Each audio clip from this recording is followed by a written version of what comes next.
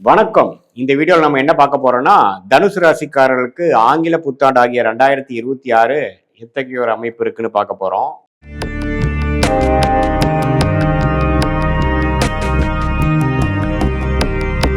இப்போ தனுசு ராசிக்கு சனி 4ஆம் இடத்திலும், குரு 7ஆம் இடத்திலும், ராகு 3ஆம் இடத்திலும், கேது 9ஆம் இடத்திலும் இருக்கிறார். நம்ம சயின்டிபிக் வேதிக் அஸ்ட்ராலஜி முறையில் எந்த விதத்திலும் மிகைப்படுத்தாமல் உள்ளது உள்ளவாறு பார்க்குறோம்.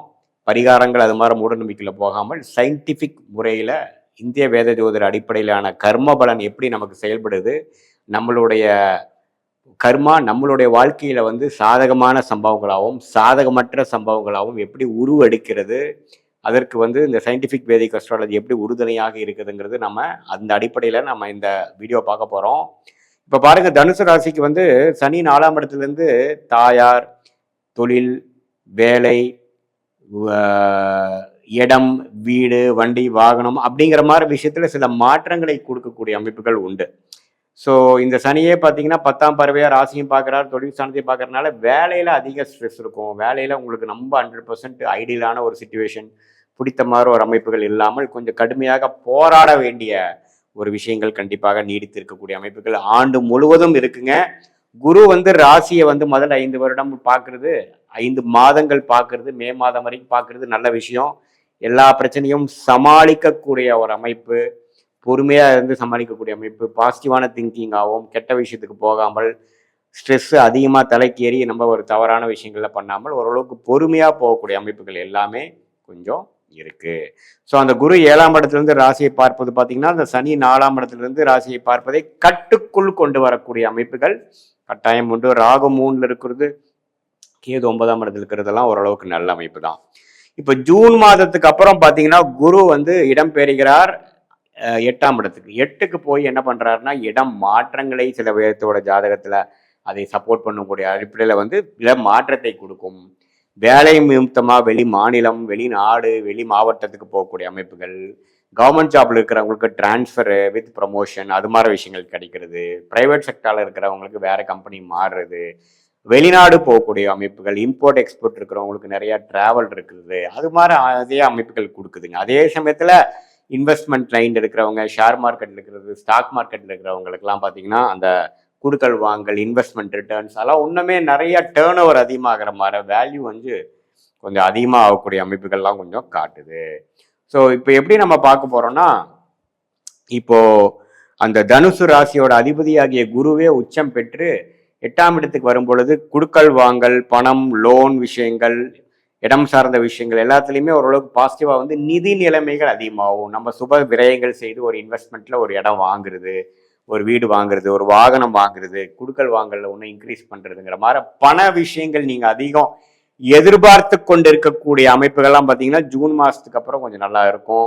இதுவரை கொஞ்சம் ஸ்லோவாக போயிட்டு இருக்கிற அமைப்புகள்லாம் நல்லா இருக்கும். கொஞ்சம் சேஞ்சஸ் நிறையா வரும். அடுத்த கட்ட வாழ்க்கை நடவடிக்கை, அடுத்த கட்ட வாழ்க்கையின் படிநிலையை நோக்கி போகக்கூடிய அமைப்பு தனுசு ராசிக்காரர்களுக்கு இந்த ஜூன் மாதத்துக்கு அப்புறம் கொடுக்கும். கொஞ்சம் தாயாரின் உடல்நிலை கொஞ்சம் சீராகும்.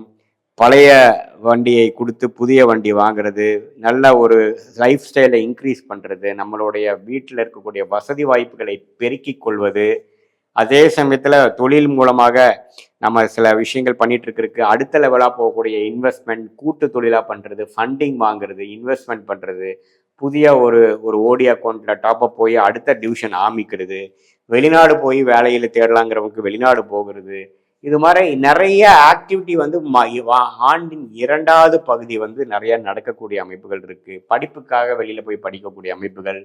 அதே சமயத்துல இப்போ பாத்தீங்கன்னா நிறைய பேர் பாத்தீங்கன்னா ஒன்றுக்கு மேற்பட்ட இன்கம் பண்ணலான்னு பார்ப்பாங்க. வேலையில இருந்துட்டே சைட்ல ஒரு தொழில் அமைப்பாங்க, அல்லது ஒன்றுக்கு மேற்பட்ட 2 தொழில் பண்ணக்கூடிய அமைப்புகள் எல்லாம் உருவாக்கி கொடுக்கக்கூடிய ஒரு அற்புதமான ஒரு காலகட்டமாக இந்த தனுசு ராசிக்காரர்களுக்கு 2026 ஜூன் மாதத்துக்கு அப்புறமே இன்னும் கொஞ்சம் நல்ல அமைப்புகளாக வருகிறது.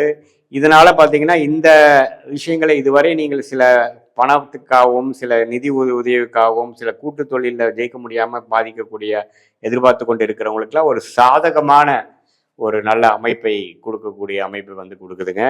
இது ஒரு பொதுவான பலனே தவிர உங்களுடைய ஜென்ம ஜாதகத்தில் எது மாதிரி தசாபுக்திகள் போய் கொண்டிருக்கிறது, அந்த தசாபுக்திகள் வந்து நல்ல ராஜயோக திசையா, நீங்க எந்த லக்னத்துல பிறந்தீங்க, அந்த லக்னத்துக்கு அந்த தசைகள் யோக தசைகளா, அந்த தசா புக்தி நாதன்கள் வந்து கோச்சாரத்துல எப்படி போய் கொண்டிருக்கிறாருங்கெல்லாம் ஒருங்கிணைத்து நம்ம பார்க்கும் பொழுது உண்மையே துல்லியமான பலன்கள் எடுத்து அடுத்த வரக்கூடிய காலகட்டங்கள் உங்கள் வாழ்க்கையில் எது காத்து கொண்டிருக்கிறது, என்ன பிராப்தங்கள் காத்து கொண்டிருக்கிறது, எந்த சம்பவங்கள் காத்து கொண்டிருக்கிறது, எது மாதிரி விஷயங்கள் உருவெடுக்க போகிறது, எந்த திசையில உங்க வாழ்க்கை திரும்ப போகிறது, எந்த நேரத்தில் எது செய்யலாம், எந்த துறை உங்களுக்கு யோகமா இருக்கு, எந்த மாதிரி விஷயங்கள் வந்து உங்களை கல்யாணமா இருந்தாலும் சரி, தொழில் மேன்மையா இருந்தாலும் சரி, வேலை மாற்றமா இருந்தாலும் சரி, உயர்கல்வியா இருந்தாலும் சரி, உடல்நல கோளாறா இருந்தாலும் சரி, எது மாதிரி விஷயங்கள் எது மாதிரி நேரத்தில் நடக்கக்கூடியதாக நம்மளுடைய ஜாதகத்தில் தசா புக்தி அந்தரம் சூக்ஷமம் மூலமாக எடுத்து இந்த கோச்சார அமைப்பையும் ஒருங்கிணைத்து பார்க்கும் பொழுது ஒரு கிரகத்தின் திக்பலம் திருக்பலம் ஸ்தான பலம் எப்படி இருக்கு, எந்த கிரகம் நம்ம நல்லா இருக்கு, ஃபங்க்ஷனலாக எந்த கிரகம் நல்லா இருக்கு, நேச்சுரல் கேரக்டரிஸ்டிக்ஸ்ல எந்த கிரகம் நல்லா இருக்கு, உங்க லக்னத்துக்கு யோகத்தை கொடுக்கக்கூடியவர் யார், அந்த காலகட்டம் எப்போ வருகிறதுங்கிறதெல்லாம் நம்ம பார்த்து துல்லியமா பலன் எடுத்து அது பிரகாரம் நீங்கள் வாழ்க்கையை எப்படி வந்து கிளாரிட்டியோட திட்டமிட்டுக்கலாம், டைம்லைன்ஸ் எந்த நேரத்தில் அடக்கி வாசிக்கலாம், எந்த நேரத்தில் வேகமா போகலாம், எந்த நேரத்தில் வேலை மாறலாம், எந்த நேரத்தில் நம்ம இருக்கக்கூடிய வேலையை தக்க வச்சுக்கணும், எந்த காலகட்டங்கள் எது மாதிரி ஒரு அமைப்பை கொடுக்குது அப்படிங்கிறதெல்லாம் இந்திய வேத ஜோதிடத்தின் அடிப்படையிலான சயின்டிபிக் வேதிக் அஸ்ட்ராலஜி முறையில நாம துல்லியமாக பார்த்து எதையும் மிகைப்படுத்தாமல் பரிகாரங்கள் அது எதுன்னு நம்ம போய் பெருசா நம்ம வந்து அதை மிகைப்படுத்தாமல் உள்ளது உள்ளவாறு கர்மா எப்படி செயல்படுகிறது, கிரகங்கள் மூலமா எது மாதிரி கொடுக்குறார், இதுவரை நடந்த பாஸ்ட் லைஃப் எப்படி, இது மேல் நடக்கக்கூடிய இம்மீடியட் ஃபியூச்சர் எப்படி, அதுக்கப்புறம் நடக்கக்கூடிய லாங் டேர்ம் ஃபியூச்சர் எப்படிங்கிறதெல்லாம்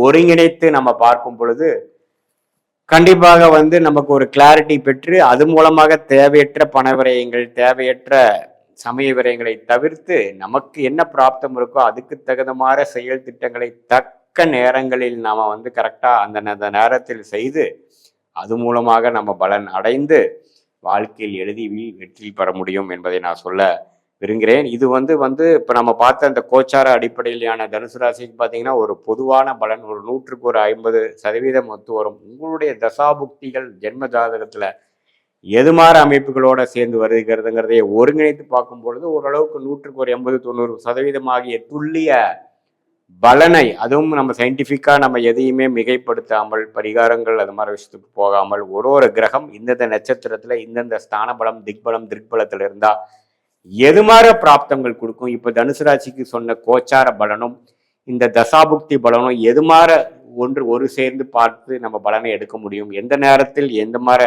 விஷயங்கள் நடக்குது, எதை தவிர்க்கலாம், நம்மளுடைய பிராப்தங்கள் என்ன அப்படிங்கிறது தெரிந்து தக்க திட்டங்களை தகுந்த நேரத்தில் நம்ம செய்து வாழ்க்கையில் வெற்றி பெற முடியும் என்று சொல்ல விரும்புகிறேன். மீண்டும் மற்றொரு காணொளியில் சந்திப்போம். நன்றி, வணக்கம்.